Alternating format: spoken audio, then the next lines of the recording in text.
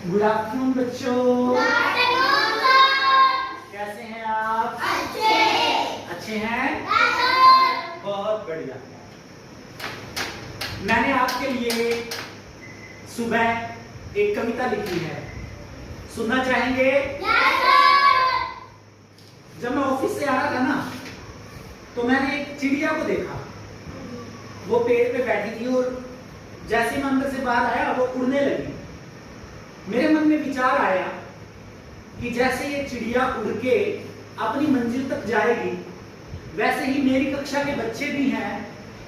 छुट्टियों के बाद अब नया सत्र शुरू हुआ है, तो मेरी कक्षा के बच्चे भी पढ़ लिख कर अपनी मंजिल तक पहुंचेंगे, एक दिन पहुंचेंगे ना? तो उनके भी बड़े बड़े सपने हैं, है ना?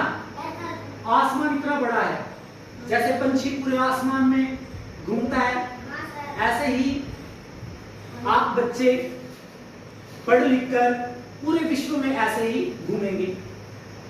कोई डॉक्टर बनना चाहता है, कोई इंजीनियर बनना चाहता है, कोई सैनिक बनना चाहता है, कोई व्यापारी बनना चाहता है।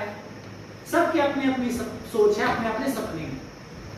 तो मैंने आप सब के लिए, फिर जब मैं क्लास में आया तो सुबह तुमने देखा होगा मैं कुछ लिख रहा था कागज पे, तो मैंने तुम्हारे लिए कविता लिखी। सुनोगे?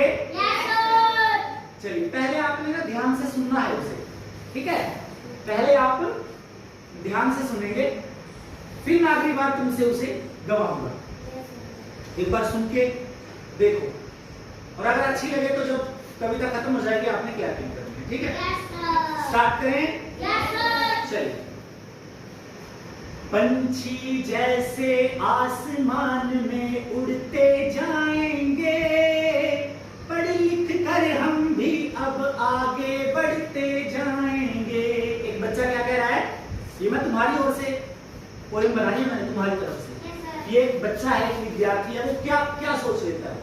वो कहता है, पंछी बनकर आसमान में उड़ते जाएंगे, पढ़ लिख कर हम भी अब आगे बढ़ते जाएंगे, पढ़ लिख कर हम भी अब आगे बढ़ते जाएंगे।